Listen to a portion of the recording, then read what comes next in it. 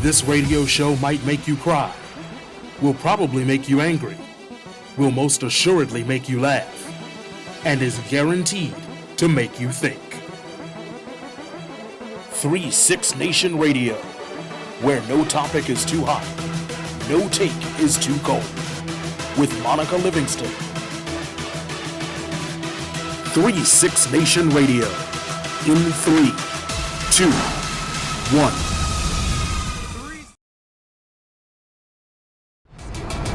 Very snowy Thursday. And by very snowy, I mean if you are from anywhere else in America, it's fine. You've got a little quarter-inch of slush on the ground. There's probably an ice patch or two, and a beautiful dusting on all the roofs. Friends, this is Washington, D.C., 2018. We are ready to take control, and I am excited. Wow! There is a lot of things going on, and I know that it has barely been a week since the year started, but already things are falling apart in the world. I'd like to give a big shout out to a person I never thought I'd give a shout out to, Stephen Q. Bannon, who apparently just threw President Trump under the bus by writing a book, which is being rushed to publishers ahead of any lawsuits that the president is trying to do to stop this, what he calls utter trash, and it's not even real, so I don't even care. This is the problem. This is the problem with the television media and the news media and the books, the publishing industry, TV, Twitter, Facebook, you have it. I will tell you right directly, nothing interesting is being said. Now, I don't mean people aren't funny or people aren't watchable. What I'm saying is that there is nothing that is stimulating, that is new, that will help me grow or be better informed, okay? I have been reading the newspaper for a very long time. I have been watching the news all of my life. I can remember watching shows and going, I didn't know that. Now I hear the same story again and again and again. Guess what? Donald Trump said something crazy. You're never gonna believe it. Guess what? Fox News is crazy. Don't watch it. Guess what? The liberals are crazy. It just goes on and on and on, okay? If you are out there and you have any kind of control over media, please, you have a responsibility to be responsible. You are incumbent. I don't even know how to use the phrase. It is incumbent upon you to do your duty for the country, okay? Part of that duty is reporting news, reporting facts, giving it to us straight, helping us stay informed, not ranting about whatever you feel is so crazy, not just going on and on about the silly little issues that pop up in your local little lives. I'm done. I'm tired of looking for interesting and solid journalism, solid reporting, and finding nothing. So, as Alice Walker once said, if you want to read a book and you can't find it, do it yourself. This is 3-6 Nation. We're going to have a lot of fun today. There's a lot of stories that are happening. There are a lot of crazy stories. Friends on Facebook Live, feel free to tune in, text us, tweet us. You can find us on 3-6 Nation, 3_6_ Nation on Instagram, WLVSradio.com. It's a lot of fun. You can join the party. I want to talk about a couple things, though. Number one, are you guys familiar with the Lotto, the New York Mega Millions? I'm from New York, and I can remember back in the day it was some lucky dog's got to win it. Now I think their slogan is, hey, you never know. They recently changed their rules so that if you picked numbers, originally it was picked numbers 1 through 75, and then there's a Mega Millions ball, and you have to pick 1 through 25. And so the odds of winning were 1 in 256 million, right? Astronomical, but that's less than the population of the country, right? If everybody buys one, somebody's got to win it. Probably. That's not how numbers work. So here's the thing. A lot of people were buying lotto tickets, but the Lottery Commission realized that if the lotto jackpots were bigger, more people would buy tickets. So they changed the rules. Now, I know this sounds like a brilliant marketing scam, and it absolutely was, and I'll tell you why in just a second. But here's the joy of the Mega Millions. they change it so instead of 1 through 75, it's now 1 through 70, and then you have to pick instead of 1 through like 15 with the Powerball, it's like 1 through 25 or 1 through 40 or something crazy. Now the odds of winning the jackpot are 1 in over 300 million. There are more smaller winners, that is true, but revenue has shot up astronomically. In fact, last year, I think Powerball did it first. Their revenue increased. That means they had a certain amount of revenue, and then something happened, and they had that revenue and more revenue. It increased by $7 billion. $7 billion. That is at $2 a ticket. Friends, that's 14 billion tickets. Is that right? I did the math backwards. That's 3.5 billion tickets. That's a lot of tickets. That's a lot of tickets increased. That's a lot of money being sold. That is America. We have, I tried looking up the facts, all right? I did some research because I respect our show, and I respect you, and I think that everybody should be properly informed. And I went online and I looked at the numbers, and they have it every week, how many tickets were sold per state. And we are looking at $300 and $500 million in ticket sales per week in lottery. Lottery. And if you are watching right now and you buy the lotto, I am not coming down on you, right? Everybody needs a little bit of hope. Everybody needs a little bit of love. I know people who go out to Maryland Live and they make, well, I don't know what she makes. She's comfortable. She goes there once a month. Fun times. Whole family's a party. But here's the thing about the lotto. Half the money goes back to the winners or something. Half the money goes to the states. We are throwing away a lot of money. We are throwing away tons and tons of money. I heard somebody say that the lottery is a tax on those who are bad at math, which is, okay, so I'm besmirching you. If you buy the lottery, I'm besmirching you. Whatever, I don't care. Here's the thing. I'm forgive me for sounding fiscally responsible because I am not, all right? I just came from lunch. I had lunch with some friends. It was delicious. I said, let's split this bill. Yeah. Because I didn't let them pay for the whole thing. I splurged. I looked at them and I said, these numbers, okay, and fiscal responsibility seems to me like if you saved it, or if you did something, crazy like investing in schools or the roads or, your local state economies, that would be a positive boon.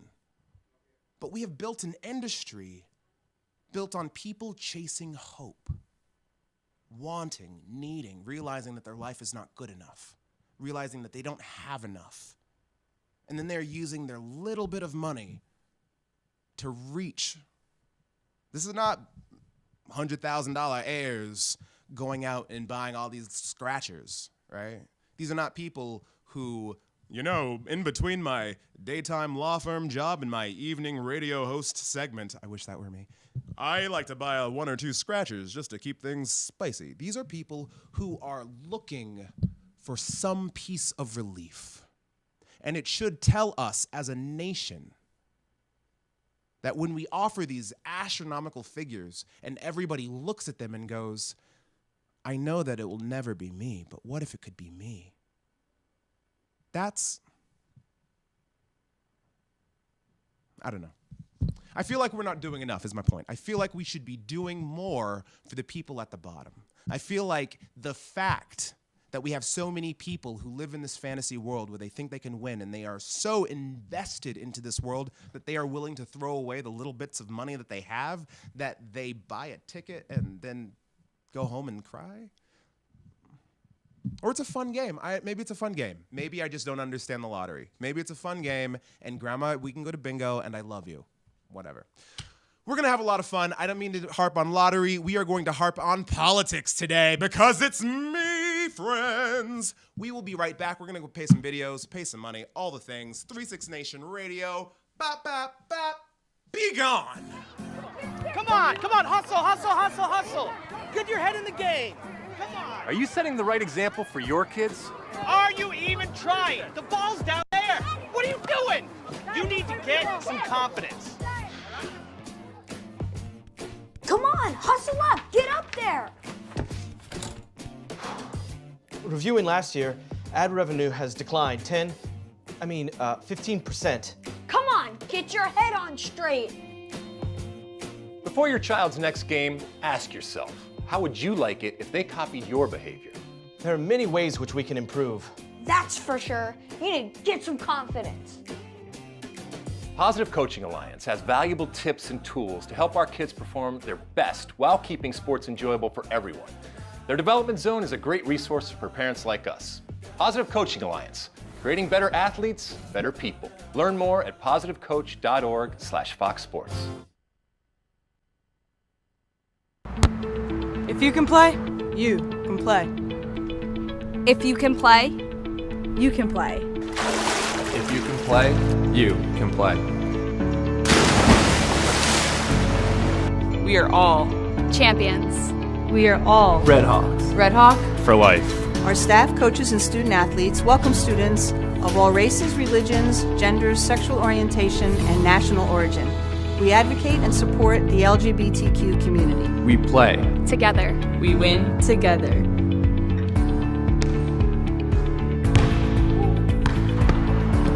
If you can play, You can play. At Montclair State University, if you can play, you can play. if you can play, you can play.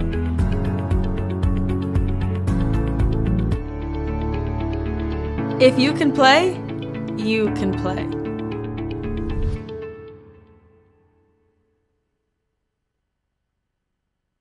I love how USAA gives me the peace of mind and the security just like the Marines did. At one point I did change to a different company with car insurance and I was not happy with the customer service. We have switched back over and we feel like we're back home now. The process through USAA is so effortless that you feel like you're a part of the family. I love that I can pass a membership to my children and that they can be protected. We're the Williams family and we're USAA members for life. Call USAA today to talk about your insurance needs.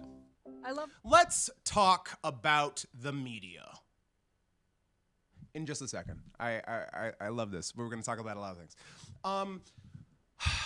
Virginia elections were crazy this year. I know everybody's been following. There has been a lot of back and forth and flipping. The Virginia State Democrats came in like a bull on a rampage shop and took back almost the entire Virginia State House. They moved it from a huge deficit to a 50-50 split. Then that 50-50 split was overturned because the judge was like, recalls and Bush v. Gore, and then they like, oh my gosh, it's a tie, which is crazy because if you are watching this right now and you didn't vote and it ended up in a tie, it's your fault. I'm literally looking at you saying it's your fault. It's your fault. It's your fault. So had a tie, and then they pulled a name out of a hat. Like this is the NBA, and everybody's gunning for Patrick Ewing, right? Like this is how they decided who gets to be on the state representative. Whatever. It's not my state. I'm in D.C. I don't have a state. They pick a name. They pick the Republican candidate who I don't like to give free press to people I don't agree with. He's a nice guy. Whatever. I guess. But they lost. The Democratic candidate lost in Virginia. That happened today. So what does that mean for the country? Not much. This happens a lot. We have elections and we keep moving. But, one, I'm very encouraged by the number of individuals who came out to support that race, to do a lot of the work, not just with one election, but the entire state of Virginia, all of the delegates. That's not a byproduct of money. Do you know what I'm saying? People are talking about campaign finance reform. I'm gonna put a pin in your bubble for a second. Do you know what campaign finance reform does? It prevents you from giving a lot of money to candidates. Okay? If you were a billionaire, you can't give me $1 billion. And everybody's really focused on that number. 1 billion, 100,000, 10,000. He took $50,000 in a bribe. And a lot of people are very upset about the numbers. I want to explain something a little more concrete, okay? The only thing that you can buy with campaign contributions are for the campaign, right? They're not buying a boat with campaign contributions. They're not going on a luxury yacht and taking their family and their friends and just drowning themselves in champagne because they're on a boat. Everybody look at me because I'm standing on a boat. They are using that money to buy speech. They're buying airtime. They are buying newspaper ads. They're buying print ads. They're buying campaign managers. They're buying talking points. They're buying nice suits that they lose to look good. Hello, ladies. They're doing what it takes to get a certain message out. And all of these people are going, we need to stop the campaign finance because they're just spending all of this money. And there's a lot of problems with campaign finance the way it's done today. But let me tell you this. You, the voter, don't have to listen to any of it, right? They're just talking to you. If you don't like what they're saying, if you and all of your friends got up and like, are these people crazy? Do they think we're that easily manipulated? Yeah, we're not voting for them. You can choose not to vote for them. You can just turn them off. In fact, this point in human history, we have more power to reach more people. We've got things that are free on the internet going viral. We've got people just being, hi, I'm on the news, and just doing stuff. You can do whatever you want. You can be seen. You can be heard. You can shut off. You can filter. And so I understand the need for campaign financing reform from a legislative point of view. That's an entirely different ball of wax. But just looking at it from an election point of view, the thing that we need is not money. The thing that we need are bodies. We need people. We need volunteers. We need people to stand up and say, hey, I think I'll talk to my neighbors and come get them to vote for my friend John because John is running for county dog catcher and John's a great guy. And then they talk to their friends and they get involved in local politics. Let me paint a big picture of the country, okay? 300 million Americans, 250 million voters, registered voters, okay? Of those 250 million, 150 million actually voted. That means there are 100 million people who did not vote. 100 million people. If all of those people were to get together and say, we're gonna vote for anybody, that person would have had double the number of the other candidate. Well, almost double, right? Like it's just like math. It's just math. But they weren't feeling that, so they didn't. Here's what a perfect democracy looks like. Everybody gets up, everybody votes.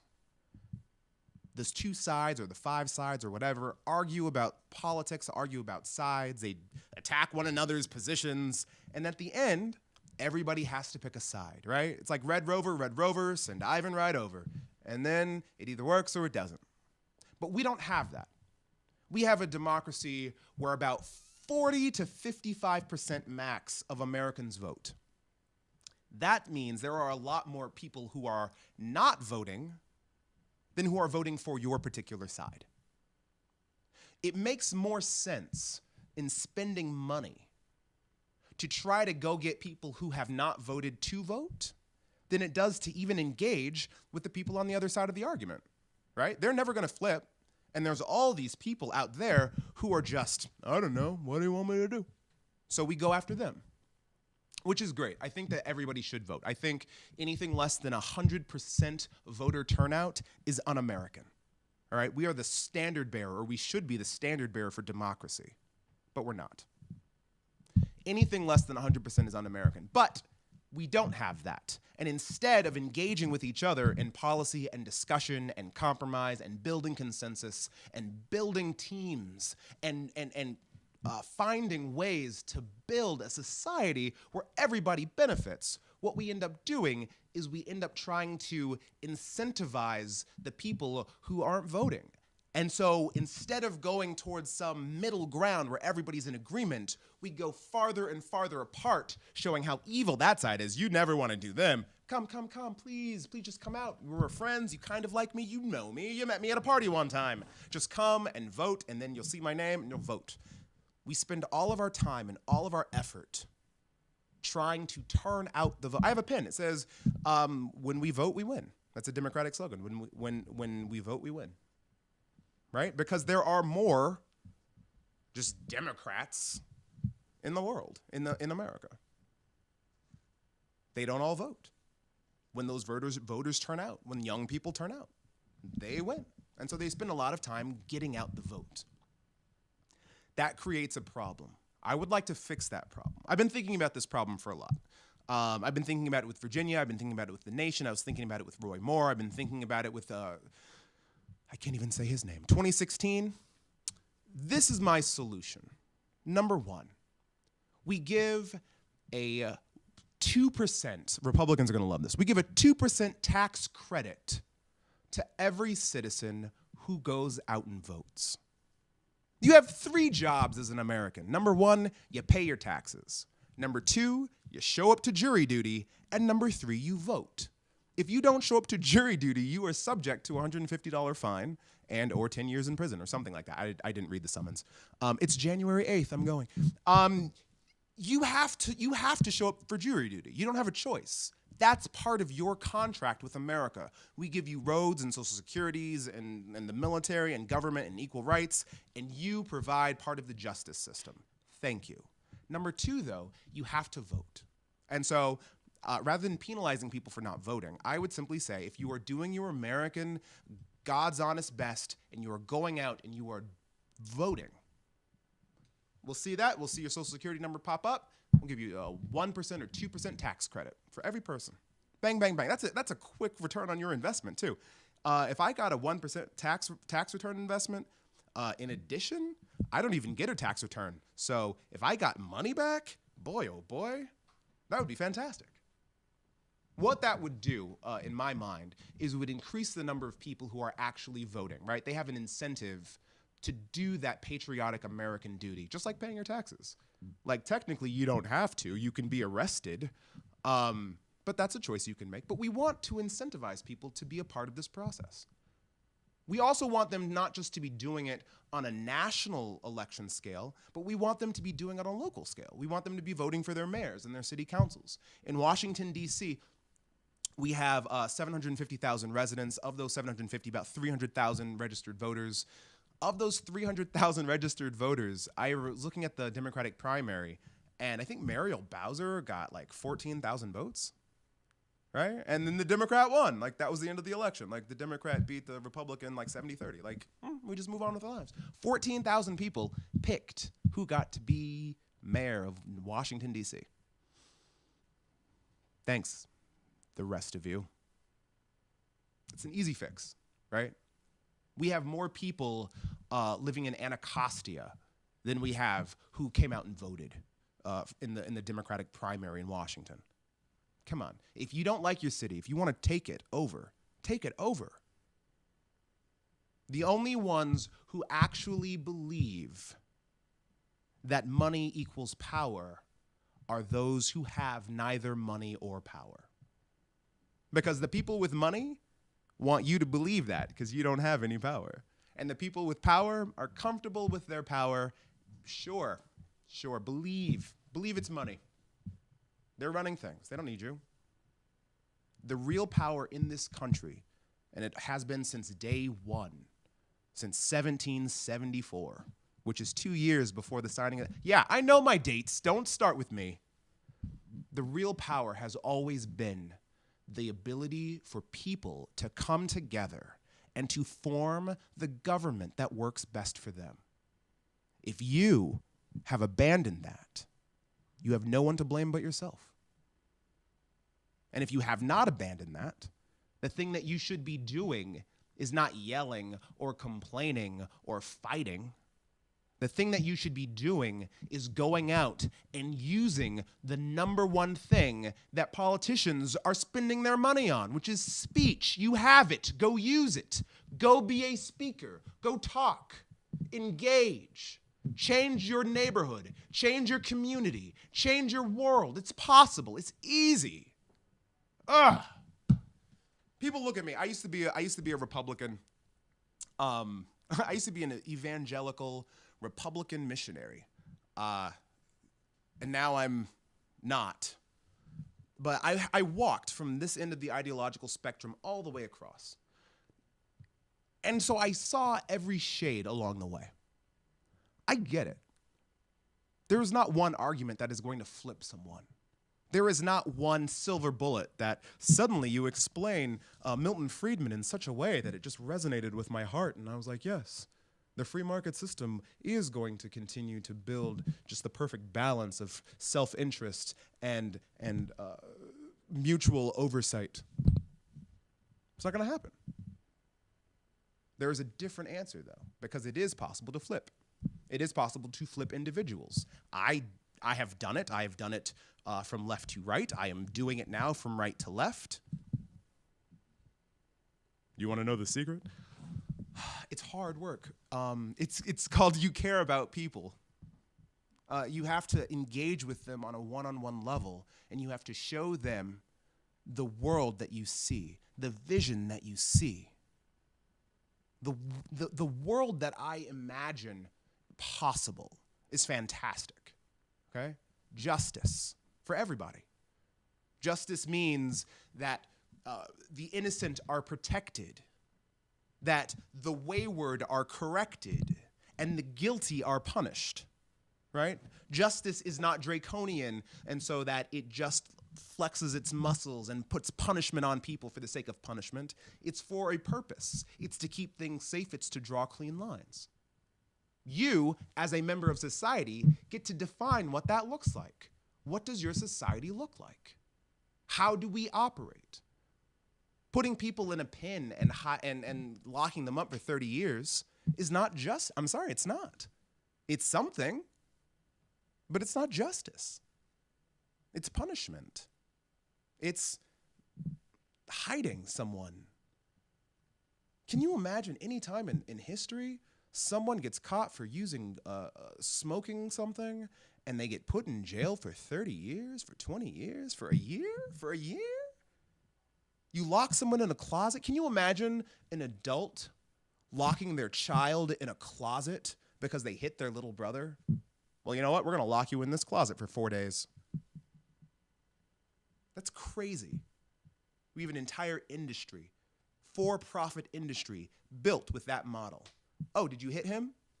Going to jail. We're going to lock you up, and we're going to leave you there until you recognize what you've done. I'm done with it. We need very concrete criminal justice reform. How do we get that? You do it. That's all. Change the world. Go change the world. I don't know why we're sitting here. I'm having a lot of fun. Anyway, 2018 is going to be the year that we do this, and I am pleased about that. I am pleased with the people that I'm meeting. I am pleased with the Republicans that I have come to know and love, who are wonderful, wonderful people. Shout out to Jeff. What? My brother from Nebraska County.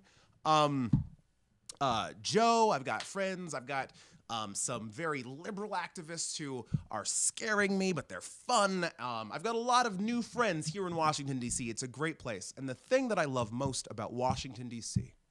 is that all of the best people, all of the optimists, all of those who think that they can change the world, they're a little bit crazy like that. They come together and they hash it out, right? Like, that's where I want to be. But I can't take this to your local neck of the woods. I can't take this to Oklahoma or to Detroit or to Oakland or to Santa Barbara. I can't. I'm not there. I'm here. But you can do that, and you know your communities, and so you can change on a local level, and those local changes will shift what happens for your prosecutors and your criminal justice systems and your economies. You'll have people who are investing in neighborhoods, people staying, crime dropping. That's what I want to see. That's the world I want to build. I believe that we can build that. This is the message that I sell. People look at me and said, but what about those liberals? And I go, well, what about this and this and this? That's all I'm trying to build. You want to help? And they're like, fair enough. That's a fair statement. That's all. We can go back and forth. You can't do that demonizing people. You can't do that judging.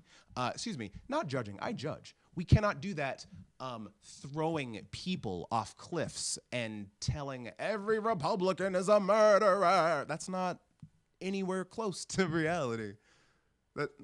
It's so frustrating. I'm so tired. Ugh. All right. You know what? All right.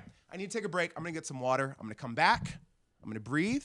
We have 3 pieces of news. Monica is not here, but we are going to talk about sports because 36 Nation Radio. We'll be right back. It's about respect. Respect for our teammates, respect for our fans, and respect for our game. It doesn't matter who you are or where you're from. On this team, we're a family. Racist, sexist, and homophobic language have no place on our team. We pledge to make our locker room a safe place for everyone. No matter your race, religion, or whether you are straight or gay, if you can play, you can play.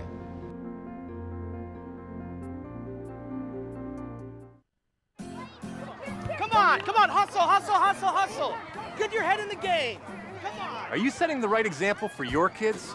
Are you even trying? The ball's down there. What are you doing? You need to get some confidence. Come on, hustle up, get up there. Reviewing last year, ad revenue has declined 15%. Come on, get your head on straight.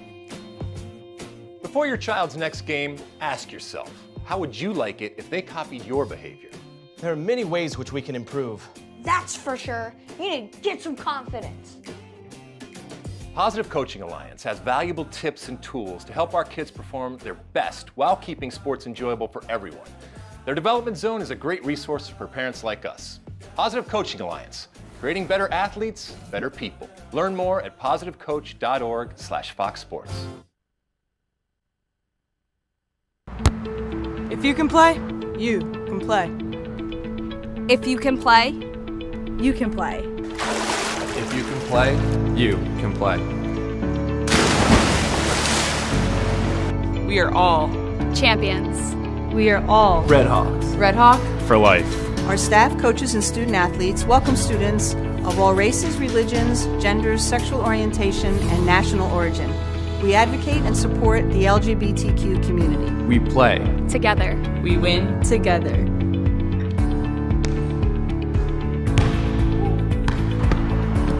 If you can play, You can play. At Montclair State University, if you can play, you can play. if you can play, you can play.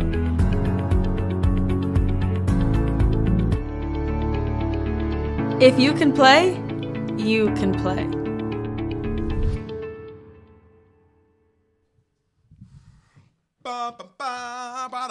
You know what? I was gonna come in doing the NFL song, and I realized that's how little I know about the NFL right now.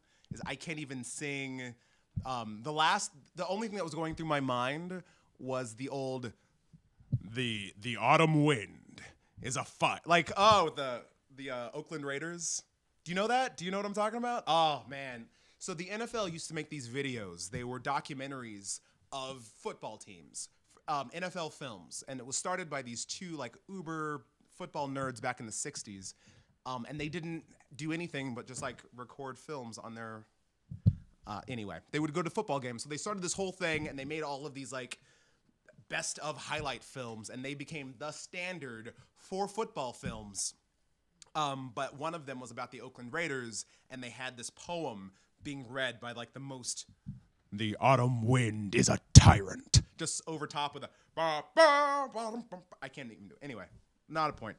The NFL ratings fell sharply this season, but its games are still some of the most watched events on television, says the failing CNN media. All right. TV watchers are down 10%. And a lot of Papa John said it's because black people have no control. A lot of other people have blamed everything from the protest to the CTE scandal to the fact that we're just burned out on conflict and we want to do something else with our lives. Also, Netflix is replacing cable, so a lot of people just aren't watching television and football games. They're doing other things with their Sunday nights. Also, relationships are improving, so people do things other than watch football with their significant other, which is great.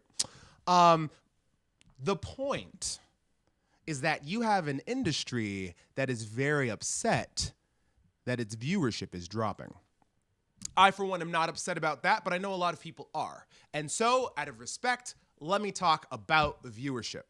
Football as a game is a powerful thing. It is an American tradition. It is deep. It is rugged. It is brutal. There's a brutal elegance watching football. Okay? When I grew up, my favorite video game was Madden 92. Right? That's how back my love for football goes. I don't even know if you guys remember Sega Genesis. I say that like it's Atari. I assume that everybody knows Sega Genesis. The thing is, football is like an American institution. It's not just a game that we watch. It's something that we grow up with, that we love, we have memories surrounding, and it has become something else. It has become something tainted. And I think that people from both sides of America, from the left and the right, the black and the white, the rich and the poor, everybody's a little bit just jaded by what football has become. It has become a television show instead of an athletic competition. It has become a political statement rather than a contest. The Olympics are international countries coming together to compete in figure skating and gymnastics. That is the most watched event. Like, everybody loves the Olympics, right?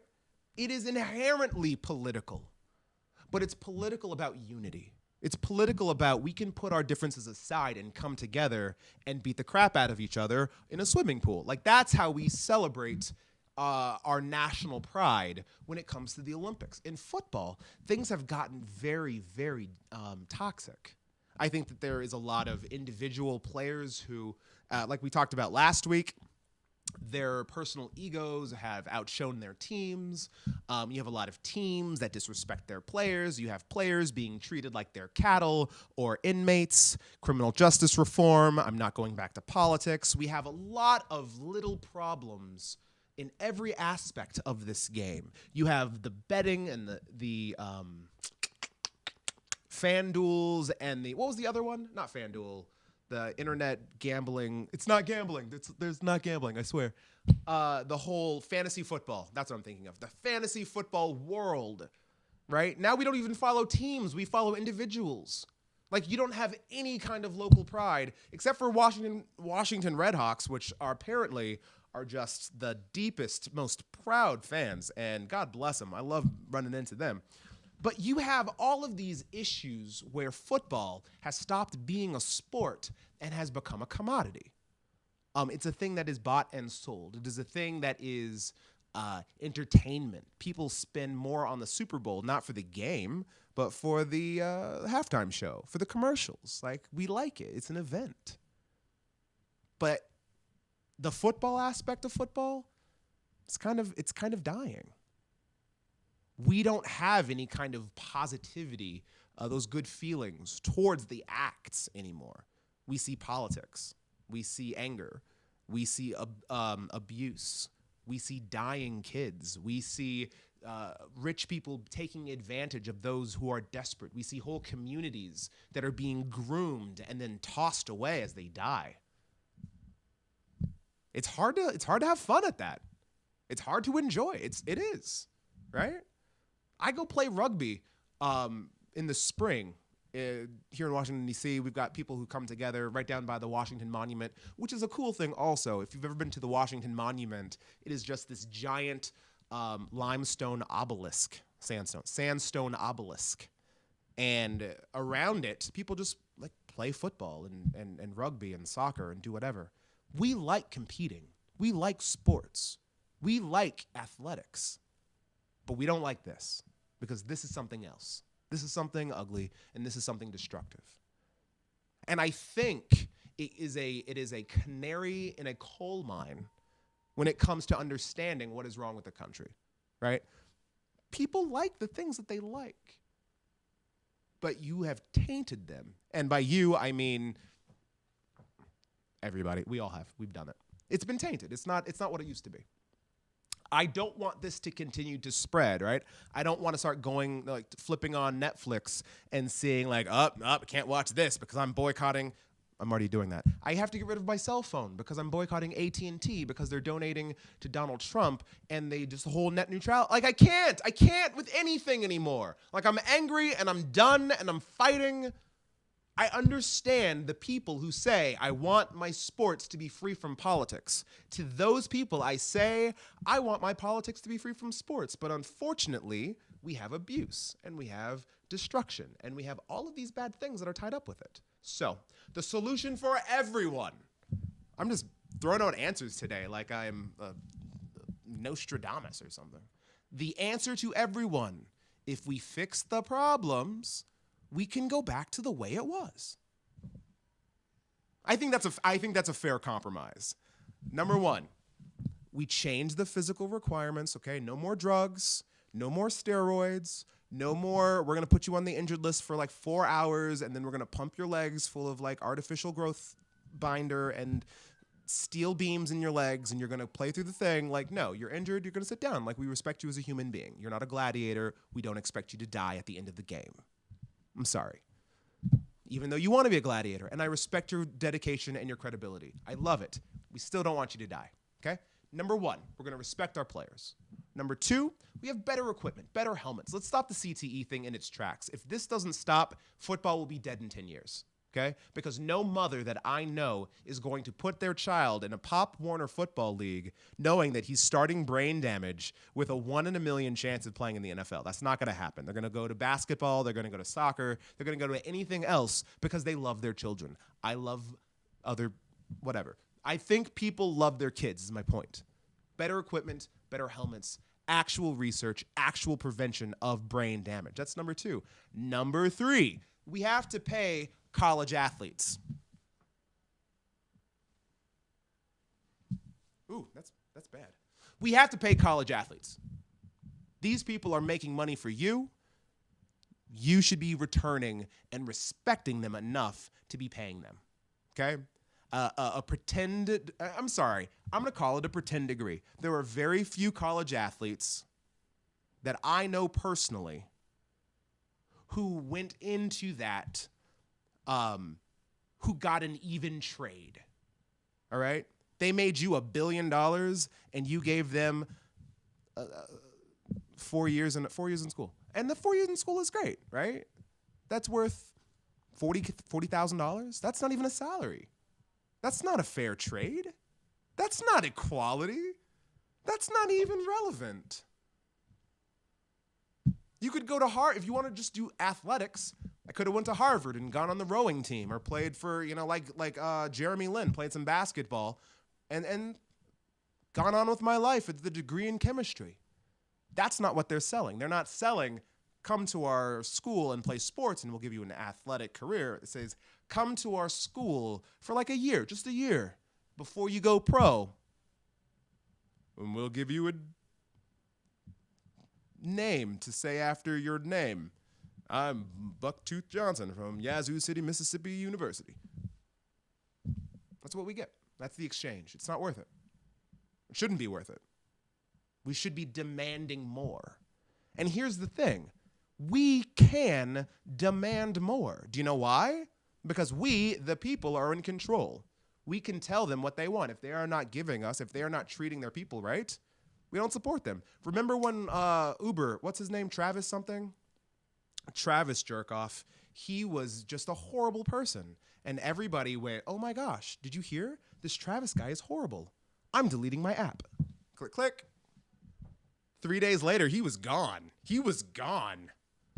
And everybody went, all right, Uber again. That's called fixing the problem. If you see something, say something. If you don't like something, don't do something. Be vocal about it. Be clear about it. Don't be angry. Be decisive. Say, nope, goodbye. That's it. That's what we do. We can fix football. We can make football great again. I can't believe I just said that. I'm so sorry. I'm sorry. Can we? All right. We've got about 15 minutes left. I do want to do 2 minutes of fire because I am on fire. That's not now. I also really want to cover Donald Trump's nuclear war situation. And then I also want to talk a little bit about New Year's resolutions. I'm going to go one more break. I'm going to breathe. I'm going to focus. I'm going to come back to the home stretch. Friends, you've been fantastic. This is 3-6 Nation. I'm Ivan Woner, out for Monica Livingston, who is channeling Sean Parker, who is in Minnesota. I love how USAA gives me the peace of mind and the security just like the Marines did. At one point I did change to a different company with car insurance and I was not happy with the customer service. We have switched back over and we feel like we're back home now. The process through USAA is so effortless that you feel like you're a part of the family. I love that I can pass a membership to my children and that they can be protected. We're the Williams family and we're USAA members for life. Call USAA today to talk about your insurance needs. It's about respect. Respect for our teammates, respect for our fans, and respect for our game. It doesn't matter who you are or where you're from. On this team, we're a family. Racist, sexist, and homophobic language have no place on our team. We pledge to make our locker room a safe place for everyone. No matter your race, religion, or whether you are straight or gay, if you can play, you can play.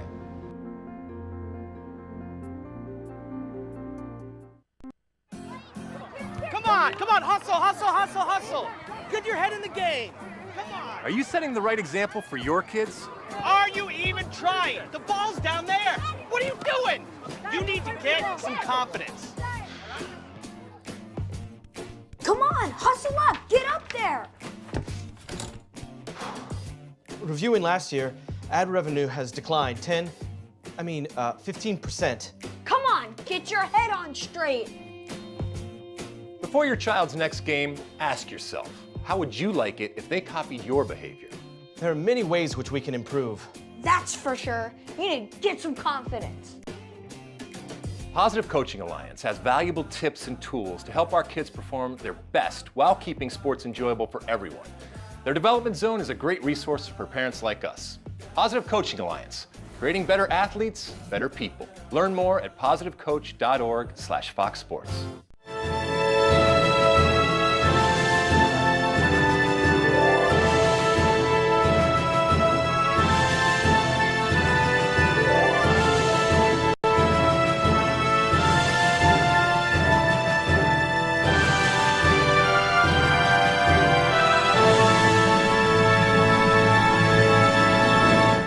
Friends, I am upset. I have cut out most of my news media. I didn't cut it out because I didn't like it. I have been reading and watching the newspaper my entire life. The Washington Post, the New York Times, I was reading Al Jazeera. I can remember the Drudge Report and Breitbart and BBC, Huffington Post. Everything. I would take it in because it was necessary to be informed. And then I realized that there is a lot of junk media. There's a lot of it. And what's worse than the junk media is the deliberate twisting and manipulation of viewership, where conspiracy theories and completely made up ideas are being thrown at the public as if it's news, as if it's real, and the people are being jerked around. It's not only a tactic, it's a tactic that is bragged about. It is a practice that is celebrated by people who are controlling and manipulating you. Steve Bannon just published a book where he brags about ruining flight patterns with by bringing out all the snowflakes, and that's why they do things on a Friday, so people can come out. There's more availability. Traffic will be a mess. He's doing this on purpose. Don't you realize? You don't. Doesn't matter. I had to cut it all out. I had to stop with the news because there was too much junk. I narrowed it down to the things that were important. Okay? I want objective facts. I want sober opinion pieces. Now, I had to recently delete my subscription to the New York Times because apparently they continue to employ sexual abusers like Glenn Thrush, and they don't realize what credibility means when it comes to reporting on sexual abuse. Fine. But now I'm really questioning my subscription to the Washington Post. And here is why. It is not over any moral issue. It is not because I do not think that their journalists are good, are credible, are hard-hitting, and are intelligent.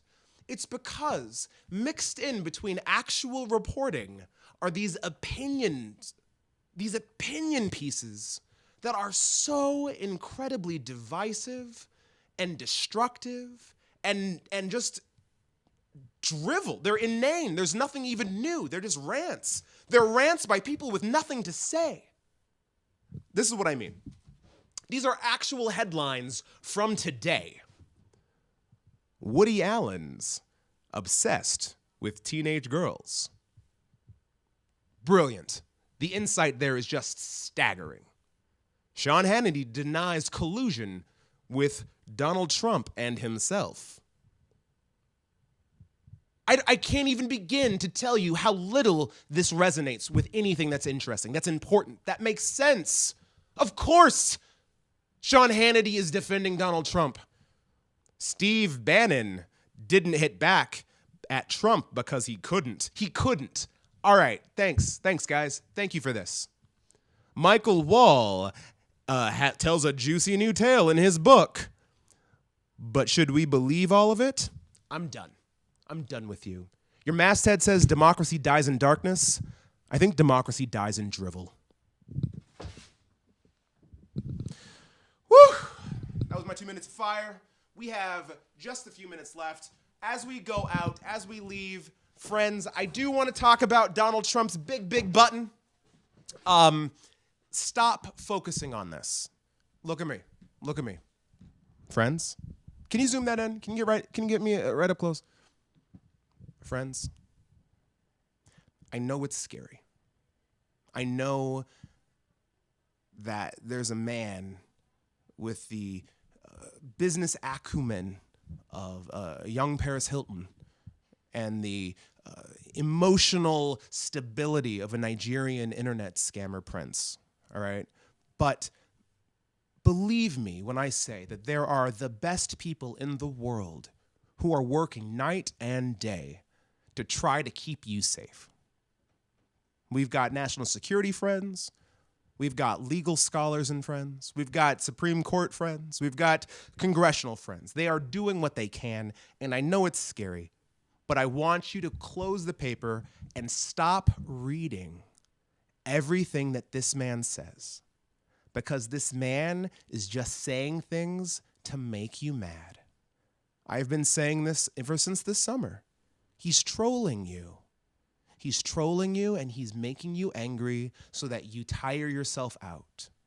Last May, right after the tax march, Paul Ryan came out and said, these people are almost tired out. They're protesting anything and everything. We can jerk them around. He said it in Newsweek. Go look it up. Friends, I want you to be sober. I want you to be mentally controlled.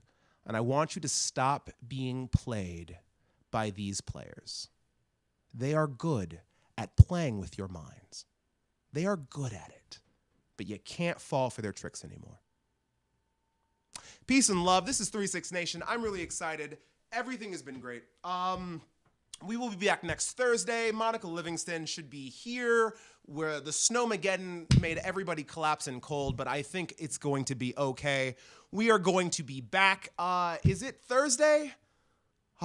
So many good things are happening. Guys, peace, love, Captain Crunch, 3-6 Nation Radio. I'm out.